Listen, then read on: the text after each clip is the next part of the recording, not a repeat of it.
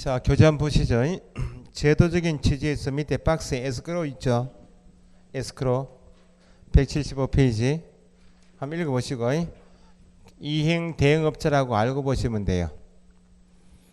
넘겨보시면 법 규정을 한번 봅시다. 법 규정에서 계약금 등의 예치권고에서 1번 개업 공인사는 끝에 예치하도록 권고할 수 있다. 끝에 권고할 수 있다. 할 수 있다. 괄호. 그러면 권고할 수 있다는 것인데 언제까지가 중요하겠네요. 둘째 줄 언제까지? 이행 동그라미 완료가 중요한 말이 아니고 이행이 완료될 때까지 계약금, 중도금 또는 잔금을 개업 공인사 또는 대통령령이 정하는 자의 명의자가 중요하다고 그랬죠. 금융기관, 공제사업자, 신탁업자 등에 예치하도록 권고할 수 있다. 그래서 양가로 이번에 예치 대상은 반드시 잔금까지가 아니죠. 당사자가 합의한 만큼 계약금, 중도금뿐만 아니라 잔금인데 따라서 당사자 간 합의가 있다면 모두 예치할 수도 있고 아니면 일부만 예치할 수도 있다. 반드시 암기하실 게 예치 명의자이죠. 통장 명의자가 에스크롭자 역할을 수행하니까 누구는 될 수가 없다. 거래 당사자 명의는 X다. 그죠? 거래 당사자 명의 X. 그래서 개공은 신체 보전, 개공은 신체 보전 그렇게 적어놓고 개가 뭐예요? 개업 공인사, 공은 비업의 공제사업자, 니은의 은행, 네 번째 신탁업자, 신체, 채신관서, 보험회사, 저는 시옷의 전문회사 있죠. 예치기관은 따로 암기하실 필요가 없어요. 금융공제 신탁업자 등이니까 명의자만 법에서 7사람이 딱 제한이 있고 예치기관 보니까 금융기관, 공제사업자, 신탁업자 등이요. 등. 둘째죠. 등이니까 채신관서도 될 수 있다 없다? 채신관서도 얼마나 될 수 있겠죠. 또 우체국도 통장 발행하잖아요. 예치기한은 다시 언제까지? 이행 완료될 때까지. 3번에 개업공인사 명의 밑줄. 예치 명의자 7사람 중에서 딱 찍어서 개업공인사 명의로 예치한 경우 특칙이다. 의무 동그라미. 제재가 뭐? 업무정지 적으시고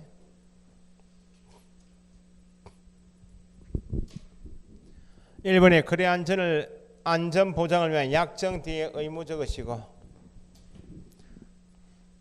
약정을 해야 한다. 약정 1번 타이틀 뒤에 약정 뒤에 의무 넣으시고 개업 공인인사는 당사자가 누구 명의로 개공 명의 예치하도록 할 것을 의뢰했다. 그러면 계약 이행 완료되면 누구한테 돈을 뽑아줘야 되고 매도 정도의 계약이 해제가 되면 매수인의 인출 사유가 발생되었죠. 인출에 대한 당사자 동의 방법 소위되는 실비 그 밖에 거래 안전을 위하여 필요한 사항을 약정하여야 한다. 인출에 대한 동의 방법에 대해서 약정해야 한다. 실비에 대하여 약정해야 한다. 의무사항이 중요해요. 2번 개업 공인인사는 자기 명의로 예치한 경우 밑줄 자기 소유의 예치금과 분리하여 관리될 수 있도록 하여야 하며 끊으시고 동의 없이 인출하여서는 아니 된다. 두 가지로. 그 다음 보정 설정 및 정서 교부한다 그랬죠. 개업 공인 중에서는 자기 명의로 예치하는 경우 거래 당사자에게 지급할 것을 보장하기 위하여 예치 대상이 되는 계약금, 중도금, 잔금이 있죠. 금액을 보장하는 밑줄 보증보험 공제에 가입하거나 공탁을 하여야 한다. 보정 설정 의무가 있죠. 설정했다면 당사자에게 정서 사본을 교부하거나 전자문서 제공해야 한다. 이때 소요되는 실비는 누가 부담한다고요? 매수 임차인이 부담한다 그랬어요. 좀 이따 배우시고 그 다음 밑에 계약금 등의 사전 수령 할 수 있다 없다? 미리 수령한다. 1번의 넷째 줄 미리 수령할 수 있다 밑줄 어떤 경우에도 수령할 수 없다. 그런 질문이 나오니까 틀렸어요. 계약금 등을 예치한 경우 누가 수령한다고? 매도 임대인 등 원래 수령할 수 있는 권리자죠. 있는 자는 당의 계약을 해제한 때, 그 말은 수령한 다음에 해제가 되면 반환을 보장해야 되겠죠. 반환을 보장한 내용에 누가 발행하는 금융기관 보증보험에서 두 사람 밑줄 보증서를 가장 중요한 사람 누구? 예치 명의자에게 교부하고 수령할 수 있다. 그 규정이 많지는 않은데 어쨌든 좋은 제도이기 때문에 시험 나면 꼭 맞추셔야 돼. 밑에 박스에 문제 계약금 등에 반환 채무 이행의 보장 틀린 것. 1. 개업 공인에서는 거래 계약이 체결된 때에는 금융 계약금 등을 금융기관 등의 예체대로 권고해야 한다. 의무사항이 아니다 그랬죠. 틀렸고 2번 채신관서 예치 명의자 될 수 있다. 예치 기관도 될 수 있다. 있다. 은행 명의로 예치할 수도 있다. 개업 공인 중에서는 자기 명의로 예치하는 경우 자기 소유 예치금과 분리하여 관리해야죠. 매도 임대인이 미리 수령할 때 금융기관 보증보험회사 발행하는 보증서를 누구한테 주고 예치 명의자의 교부하고 법 규정 그대로 나오니까 그대로 익히시면 돼. 자, 그 다음 옆에 금쟁이. 이게 작년 시험까지는 금쟁이 규정이 7가지밖에 없었는데 이번에 올해 시험에 추가되어서 14가지로 늘어났어요. 그래서 거기 박스에 법제 33조 금쟁이 있죠. 1항은 누구는 개업 공인사 등 밑줄 등은 다음 각호 몇 가지 9가지 행위를 밑줄 하여서는 아니 된다. 예외가 있나요? 다만에서 예외정이 없으니까 땡땡 예외 없다 적으시고 밑에 내려가시면 9호 밑에 2항 누구든지 시세에 부당한 영향을 줄 목적으로 밑줄 시세에 부당한 영향을 줄 목적으로 둘째 줄 개업 공인사 등의 업무를 방해하여서는 아니 된다 돼 있나요? 그러면 크게 구분하실 게 14가지인데 1항이 9가지고 2항이 5가지가 있어요. 그럼 적용 대상자를 먼저 구분할 줄 아셔야 돼. 적용 대상자 1항은 누구를 규제하겠다고? 개업공인사 등의 금쟁이고 2항은 개업공인사 등의 업무를 방해한 자를 규제하게 한 것이 2항이다. 그렇게 알고 계셔야 돼. 그래서 작년까지는 1항 7호까지밖에 없었는데 8항부터 위 밑에 2항까지 싹 다 추가된 내용이에요. 추가된 내용은 법조문만 물을 거니까 일단 법조문을 읽어두시고 1항부터 7항까지가 작년까지 시험 나왔으니까 계속 판례가 몇 개 있는가 보충하시면 돼요. 자, 일단 금쟁이 규정은 지금 말씀드린 것처럼 일단 적용 대상자를 구분하시는 게 1차적이에요.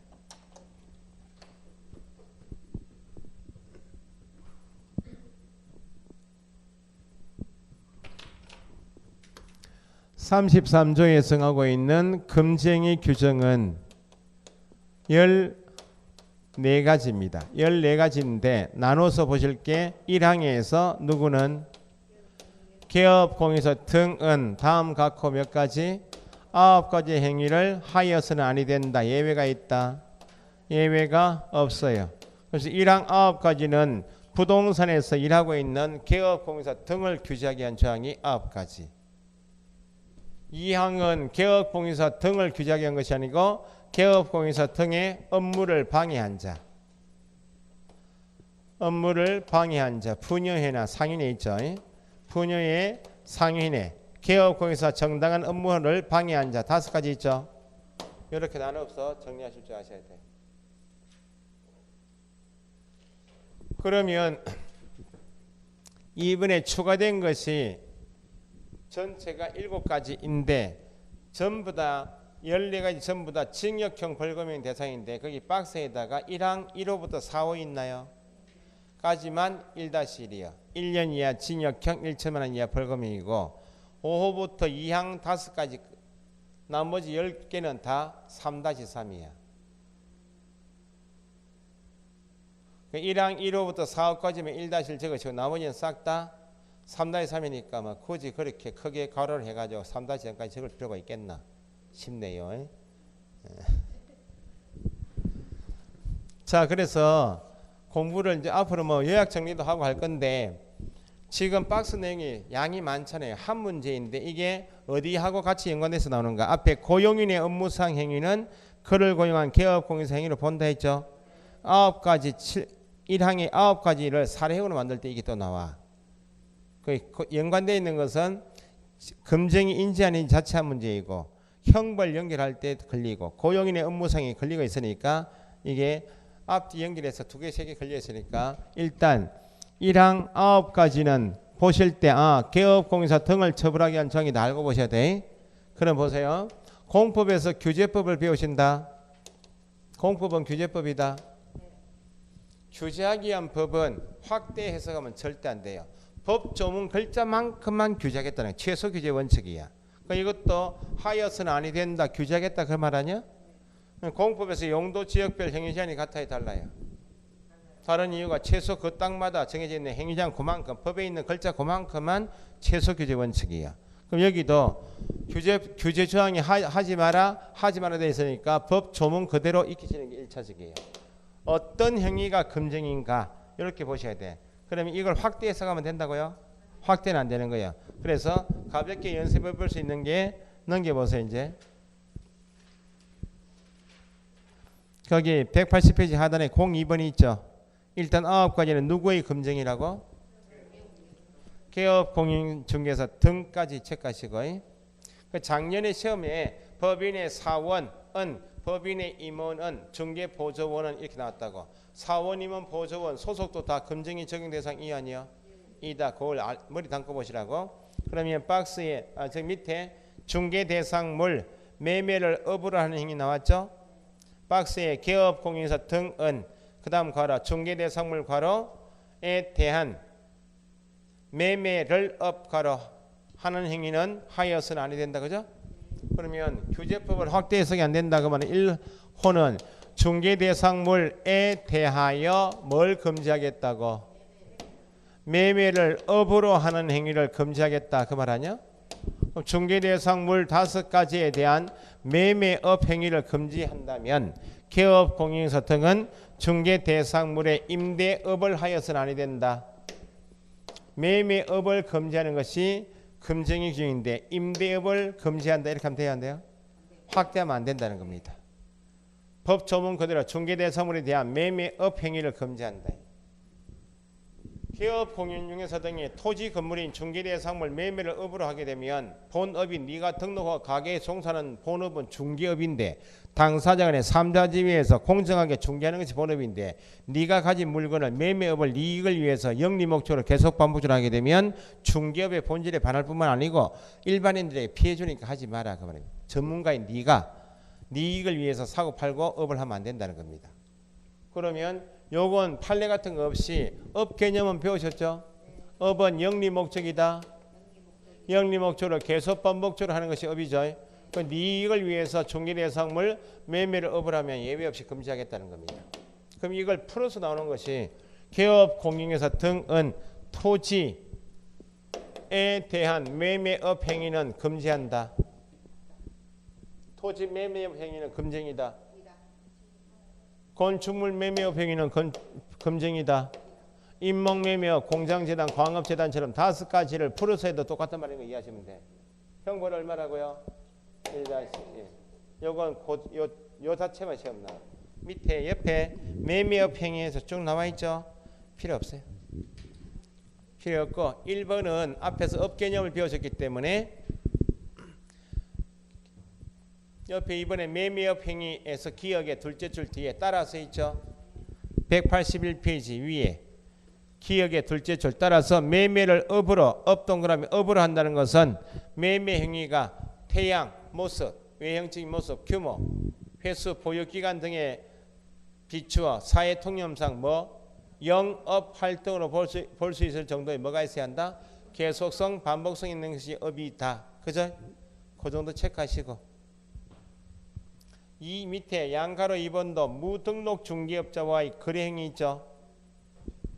이것도 법 조문만 시험 나오니까 2호는 박스 보시니까 개업공인중개사 등은 중개사무소의 개설 등록을 하지 않고 중개업을 용인한 자인 사실을 알면서까지 끊으시고, 개업공인중개사 등은 중개업무를 할 것인데 이미 개설 등록을 하지 않고 중개업을 용인하는 자, 무등록 중개업은, 업은 맞죠?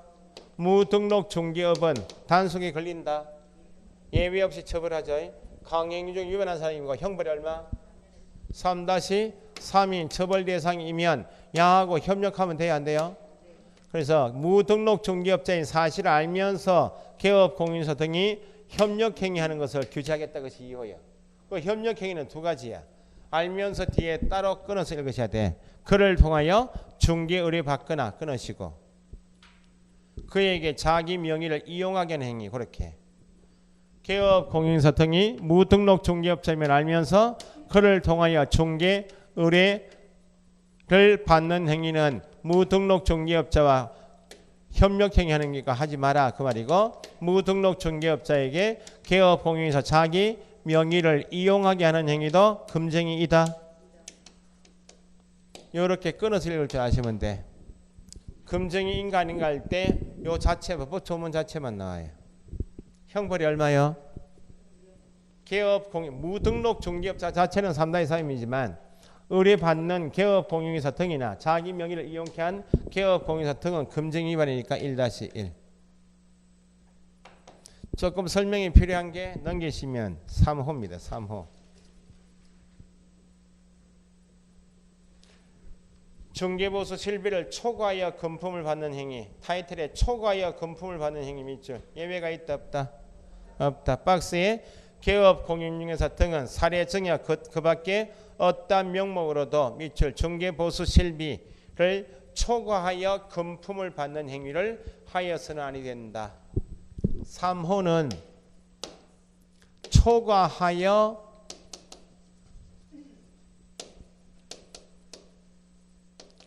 금품을 받는 행위가 금지행위이죠. 초과도 중요하고 받는 행위, 받아야 금쟁이요. 그러면 좀 이따 배우시겠지만 공인중개사법에서 개업공인중개사가 부동산에 찾아온 손님에게 청구할 수 있는 보수는 두 가지입니다. 계약 체결시켜준 대가가 중개보수가 있죠. 중개보수 청구할 수 있고, 방금 전에 계약금 등의 반환 채무 이행을 보장하기 위해서 개업공인에서 자기 명의로 예치하게 되면 보증설정 비용이 있죠. 실비 청구할 수 있다고.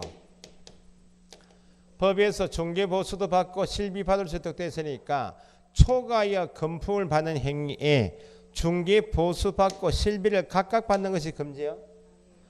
각각 받을 수 있도록 법에 정해진 각각 받는 것은 가능한데, 각각 받은 보수가 중개보수가 초과하며 실비 받은 범위가 초과하여 받으면 그때 처벌하겠다고. 그럼 법에서 금지하고 있는 것은 뭘 금지하겠다고요? 초과하여 받는 행위를 금지하겠다 그 말이죠.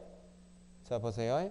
친구 아파트를 갑이 중개해서 친구 아파트 A 아파트를 팔아줬어요. 법정 중개보수가 200만 원이야. 200만 원까지만 받으라 그 말이죠. 그 친구 아파트에서 야 100만 원만 주고 가라 해서 100만 원만 받았어. 초과수사이죠.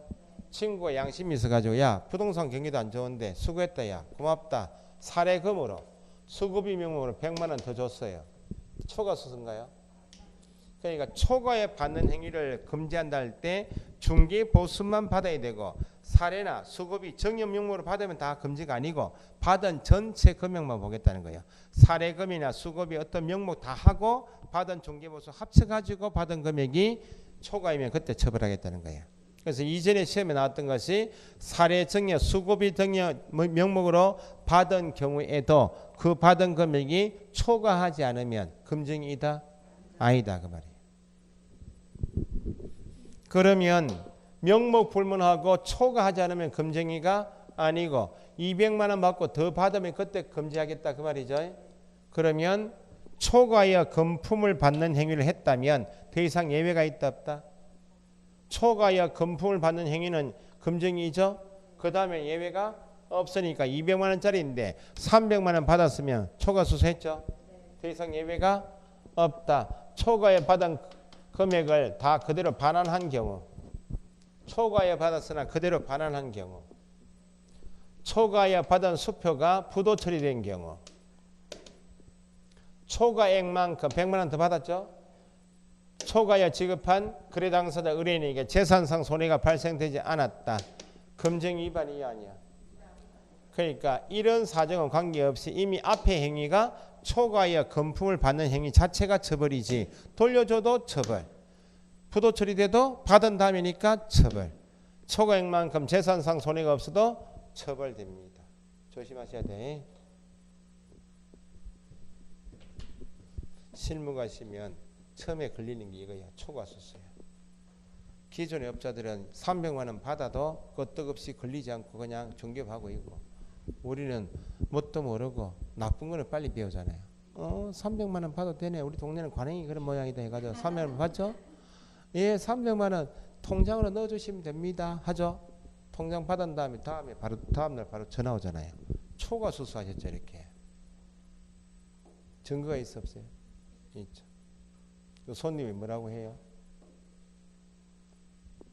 제가 지금 경찰이나 검찰청 가고 있는데 통장 계좌번호 드릴 테니까 1000만 원 넣어주시면 내가 무마하고, 이렇게 이야기해요.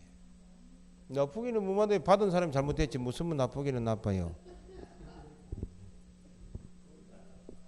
기존의 업자들은 200만 원 통장으로 주시고 100만 원은 잔금 쓸 때 현금으로 받겠습니다. 이렇게. 영수증 끊는 거 없습니다. 증거 있어 없어요? 그건 내부 사정 모르고 300만 원 주십시오. 다음날 바로 어머야 난립니다. 초과에 받는 행위 했죠. 금정 위반이죠. 강행위 중 위반했죠. 예외 없이. 강행위 중 위반 1-1입니다. 1-1을 하려고 한 건 아니었어요. 초과에 받는 행위를 했다면 무효로 돌릴 것인데, 무효로 돌리는 부분이 받은 전부가 무효인가, 초과하여 받은 부분만 무효인가. 어쨌든 적법하게 200만 원까지 받을 수 있으니까 200만 원 초과에 받은 100만 원 부분만 무효이지 전부 무효하면 안 된다. 별 내용은 없지만 조심하시라고. 개업 공인중개사 세 사람이 중개사무소 안에 사는 일이 뭐예요? 중개업하고 또 겸업. 중개업하고 겸업이 개업 공인중개사는 전체 일이면 이 겸업, 관리 대행, 분양 대행, 상담, 정보 제공, 이사업체 속에 배우셨죠? 겸업은 뭐가 아닌 것? 뭐 전체 일이 두 개밖에 없는데 뭐 겸업이 아닌 게 뭐? 중개업. 중개업 아닌 게 겸업. 겸업은 뭐가 아니다? 중개업에 해당하지 않는다. 중개업이 아니니까 겸업에 대한 대가는 중개보수 한도가 적용되지 않는다. 한도 적용이 없으니까 합의하에 받을 수 있으므로 겸업에 대한 대가는 초과수수에 해당하지 않는다. 컨디션이 안 좋으면 시험 당일날 컨디션 얼마나 좋아야 되나? 그러면 문제 풀려면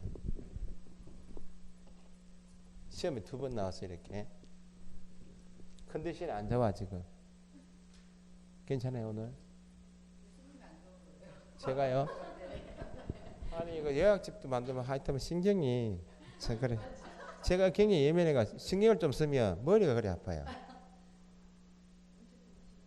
저요? 분을 좀 안 발랐나? 이발을 잘 빌라고. 봄인데 뭐 몸은 커지고 자꾸 또 그렇게 뭘 스트레스 받으면 뭘 그리 자꾸 먹어요. 까작부스러기를 얼마나 깨먹는지 몰라요. 까작부스러기 뭐 먹는 거 있는데 뭐 보이면 어디 뭐 꼴배기다 이거 막 찾아가지고 부셔가 먹고 과자 질질 다 흘려가지고 또 깨지고 또 아도 아이고 뭐 이렇게 질질 흘리고 먹냐고 또 하고 뭐 아도 아이고 말도 한마디 걸려 또 싸우고. 그래 보니 어제 또 집에 올 때 까지를 이만큼 또 사왔어요. 뭐라는 거지?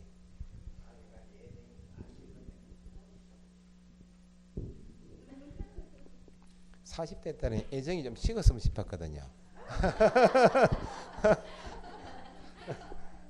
자 보세요. 컨디션이 지금 안 좋아. 안 좋으면 이렇게 보인다니까요. 상가가 크게 보이고, 상가는 주택 왜죠? 주택 외의 중개 보수 한도를 초과하여 받은 경우 금쟁이다 이렇게 나와요. 상가만 보이면 주택 외가 보이겠죠. 초과하여 받는 것은 금쟁이다. 오 하겠죠. 답은 여기가 아니고 컨디션이 안 되면 분양 대행이 안 보여. 분양 대행이 답이요. 상가가 중요한 표현이 아니고 분양 대행은 겸업이죠. 중개보수 한도 적용 없죠. 초과 수수가 이렇게 가야 돼. 컨디션이 좋으면 어떻게 나왔어요? 상가는 안 보이고 분양 대행이 보여요. 분양 대행 보이면 주택 위에 택도 없는 소리 하지 마라. 금증해야 돼. 이렇게 찍고 나온다고. 제발 이렇게 되게. 겸업은 초과 수수 문제가 없어요. 됐어요? 권리금은 중개대상물이다. 우리 과목의 큰 공식이 항상 중개이다 아니다는 물건이 뭐일 것? 중개대상물 5가지일 것. 5가지에 대하여 당사자 간 각종 매매 교환 임대차 지상지역 전세권 저당권 설정 계약을 알선하는 행위가 뭐? 중개이죠. 중개에서 계약이 이루어지면 중개보수 적용되겠죠. 초과하면 초과수수에 해당되겠죠.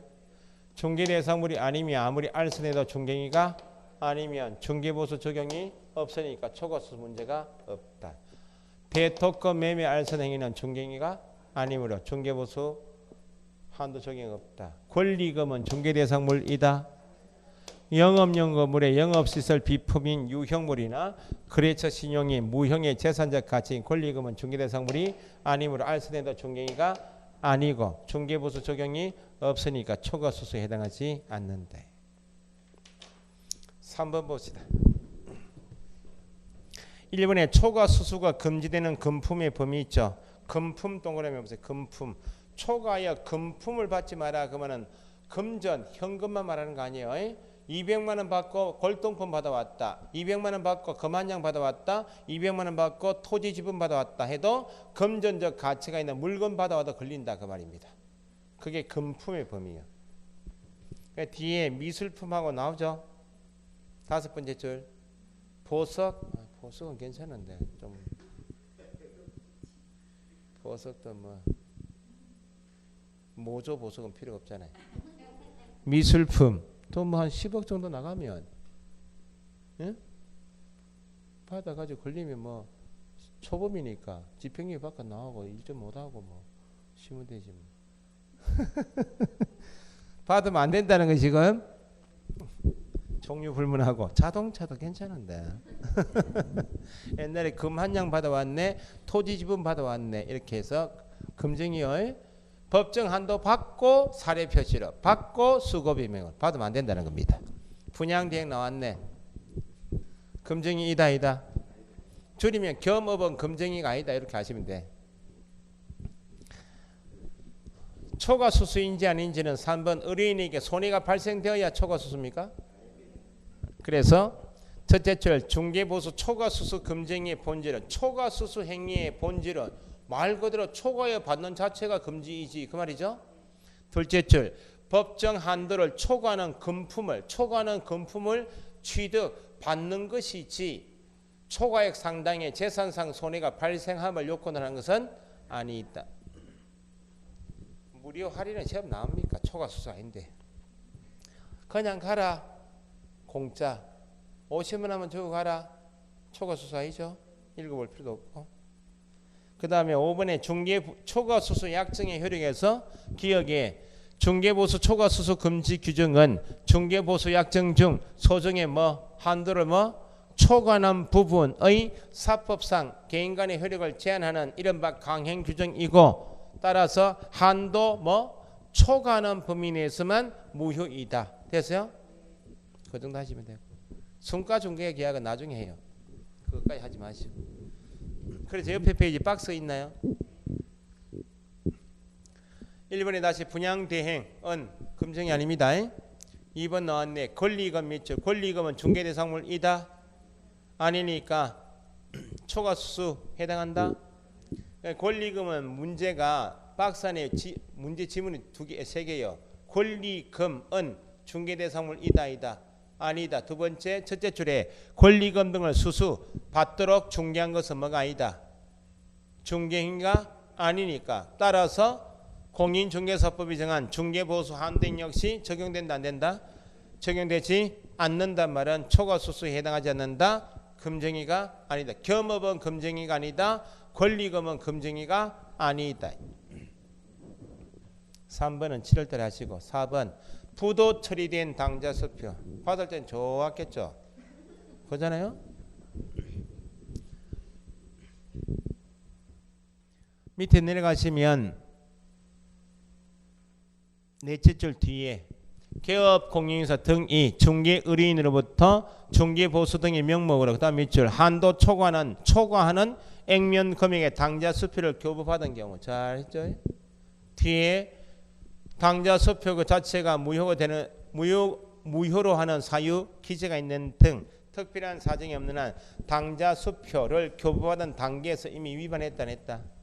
받은 자체가 초과하는 금액의 수표를 받은 자체가 금증이 있다. 그래서 그 후 당좌 수표가 부도 처리되어도 초과 수수한 다음이고 의뢰인에게 그대로 반환해도 초과하여 받은 다음이니까 예외가 없다.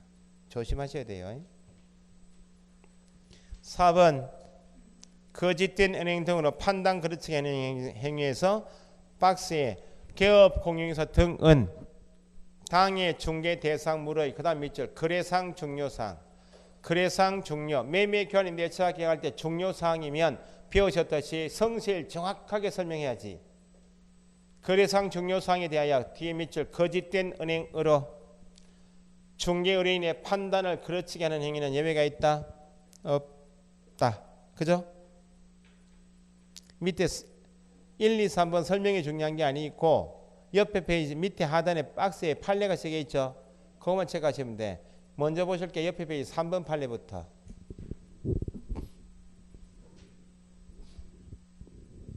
그래서 셋째 줄 뒤에 3번 판례의 셋째 줄 뒤에 위 중개 대상물 거래상 중요사항에는 있나요? 중개 대상물 거래상 중요사항에는 대상물 자체 동그라미 자체에 관한 사항뿐만 아니라 나왔죠.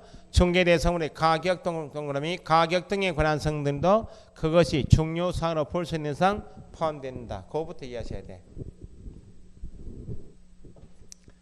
당해 중개 대상물 토지 건축물의 매매 교환 매차 거래할 때 중요사항이면 법에서 성실 정확하게 설명하도록 하고 있는데 개업 공인인사 등이 중요사항인데 거짓된 은행 거짓말 등을 하여 의뢰인의 판단을 그르치게 하는 것은 예외가 있다? 없다. 그러면 거짓말해서 판단 그르치게 하는 행위가 금징인데 적용될 사항은 중요사항에 대해서 거짓말하지 마라 그 말이죠. 그럼 판례는 거래상 중요사항은 뭐인가? 현재 중개대상물 자체에 관한 사항뿐만 아니고 결론은 가격 등에 관한 사항도 포함된다. 이게 결론이죠. 대상물 자체에 관한 사항은 토지 등기부, 건물 등기부 보니까 이미 대상물 자체에 이미 설정되어 있는 압류, 감류 중요해요. 중요하잖아요.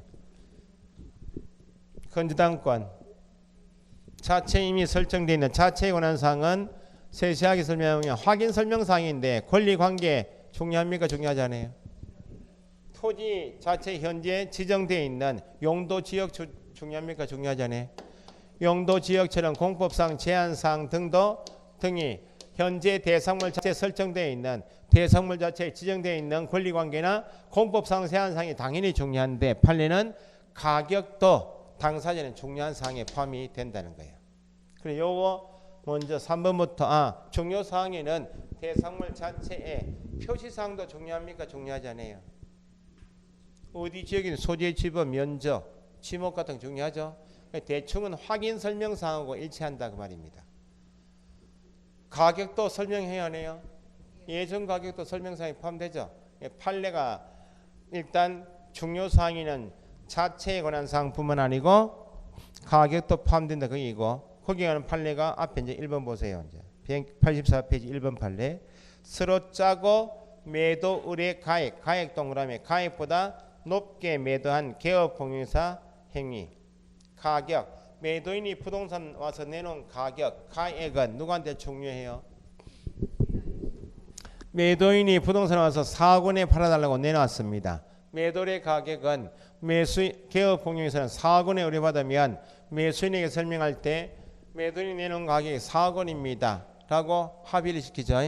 그런데 매도인이 의뢰한 가격을 개업공유회사가 매도인과 짜고 매수인에게 4억 원인 사실을 숨겼다고. 그러면 매도인이 내놓은 가격이 4억 원인 사실을 모르는 매수인에게 내놓은 가격을 물어도 지금 4억 5천에 처분하고 차액 5천만 원 치르겠다고. 가격도 중요사항이다. 짜고 숨겼으니까 거짓말 했죠. 거짓말 안에는 개발 계획이 없는데 개발 계획이 있는 거 아시죠? 이렇게 적극적으로 거짓말하는 것도 거짓말이고, 개발 제한 구역 안에 있는 임야인데 개발 제한 구역 안에 있는 것은 중요합니까? 중요하지 않아요? 중요한 것은 설명하자는 것도 거짓말이야. 거짓된 은행 그 밖의 방법 안에는 적극적으로 거짓말하는 것도 거짓말이고, 설명해야 할 중요사항을 설명하지 않는 소극적 행위도 거짓말이에요. 이야기했잖아요. 부부싸움 할 때 집에 애가 엄마 옆에 딱 달라붙으면 아무 말 안 하고 붙어 있어도 편드는 거예요. 편드는 거 아니에요. 그래서 제가 애 키울 때 부부싸움 하면 애가, 제가 몸이 이렇게 옛날에 100kg 나가고 했거든요. 가밤지는 겁날 거 아니에요? 겁나서 붙었겠지 사실은. 엄마 옆에서 딱 붙는 거예요. 야, 니 아무 말도 안 하고 그거 가도 니 편드는 거다. 엄마 편드는 거다. 그건 아니고요. 야, 아니고 나중에 니한 커봐니 옆에 붙어 있는 있으면 다 편드는 거다. 중간에 딱 안 서라 했더만. 그런 말입니다. 예, 거짓말 해도 거짓말 설명해야 중요사항인데 설명 안 한 것도 거짓말. 짜고 숨겼다, 그것도 거짓말이다, 그 말입니다. 됐어요?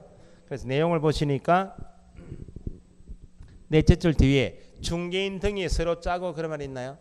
중개인은 아주 옛날 말이고 지금 현재로 치면 부칙 개업공유인 중에서요. 아직까지도 밖으로 교회 나가시면 아니면 단독주택이 밀집되어 있는 동네 가시면 부동산 중개인 사무소가 간혹 보여요. 중개인까지 붙어 있으면 부칙이시구나 생각하시면 돼. 어쨌든 개업공유 중에서 맞죠? 중개인 등이 서로 짜고 매도를 가해하기 위하여 무척 높은 가액으로 의뢰인에게 부동산을 매도하고 차익을 취득하게 한 행위. 금정위 위반 맞죠? 고의과실이 있나요? 없나요? 법을 위반했죠? 불법행위 책임이 있다 없다? 있다. 민사상 불법행위를 구성한다. 그 말은 손해배상 책임이 있다. 옆에 페이지 첫째 줄 중개대상물인 임야가 그 다음 밑줄 개발 제한 구역으로 결정. 중요하죠? 할 게 많이 없잖아요. 공법 시험 안에 개발 제한 구역 안 들어가죠?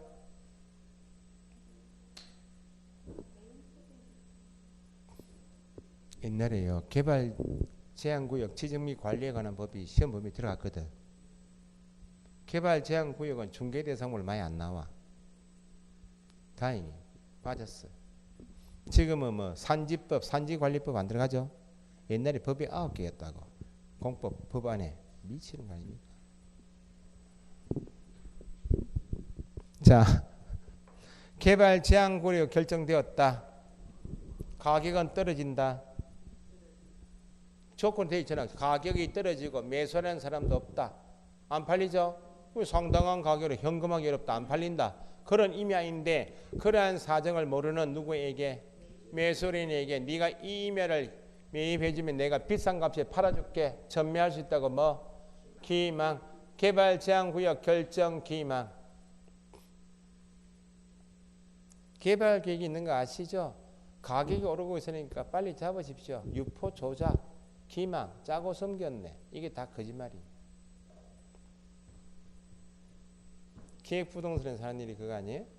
요즘에는 하도 일반인들도 부동산 지식이 많아서 기획부동산이 기획부동산 전화 오면 어디 땅을 분양하는데 사장님 여유자금 있으면 노후자만 전화 끊어야죠. 요즘에는 내가 그거 매입해놨다 옆에 하고 끊어버려야 됩니다. 내가 하는 거 그 옆에 내 매입해놨다 내 안다. 너가 사장 내 안다. 끊어보면 예 하고 끊어요. 옛날에는 80년대 90 초반에는 땅 기획부동산 땅 분양한다고 관광공사 대지라고 보여주러 가잖아요. 땅 억수 좋은 거 보여줍니다. 기획부동산에서 목적하는 토지는 임야야. 경사가 가파른 여기다가 개발해가지고 좋은 땅 있죠. 요걸 보여줘. 요거 개별 등기 다 해드립니다. 이렇게 꼬셔요. 그러면 노후에 무슨 꿈을 꿔요? 여기 전원주택 짓고 꿈을 꿀 거 아니에요? 매입해서 이 땅이 아니고 이 땅이에요 지금. 몇 년 지나가지고 집을 지으려고 이제 청약하려고 가보니까 내가 분양받은 집은 보니까 예? 이미 바위가 있을 거 아니에요? 이게 내 땅이야.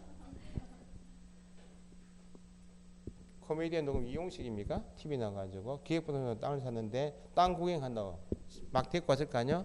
서해대교에서 땅 멈춘 거야. 내비가. 밑에 쳐다보면 물 빠지면 내 땅. 물 들어오면 그게 기획부동산이 하는 일이에요. 그래서 사기꾼 소리 듣는 게 토지 쪽 아닙니까? 아직까지도 오명을 못 보고 있지. 그래서 나중에 토지 쪽 하시게 되면 어차피 중개업을 하시면 토지도 들어오고 막 상가도 하고 하는데 공법공부를 그렇게 많이 하셔야 돼. 됐죠? 여기까지는 형벌이 얼마라고요? 1-1이야. 5번 앞에 주택법 적으시고 5번 앞에 넘기시면 6번 앞에 민법 적으시고 민법. 그러니까 5번은 주택법에서 금지하고 있기 때문에 우리 법에서도 금지한다. 6번은 민법에서 금지하고 있기 때문에 우리 법에서 금지한다. 넘기시. 7번 있죠. 189페이지. 7번은 등기법 주택법 적으시고 7번은 등기법 주택법. 물론 민법에서도 강행 규정을 단속 규정이나 효력 규정 설명하실 때 이 예를 들긴 하지만 직접적으로 규정을 두고 있는 것은 등기 특별조치법하고 주택법이에요. 여기까지가 작년까지 계속 있던 시험 범위였다고. 조금 쉬셨다가 이거 설명드리고 뒤에 7가지는 법 조문만 정확하게 이해하시면 되겠다. 그죠? 쉬었다 하겠습니다.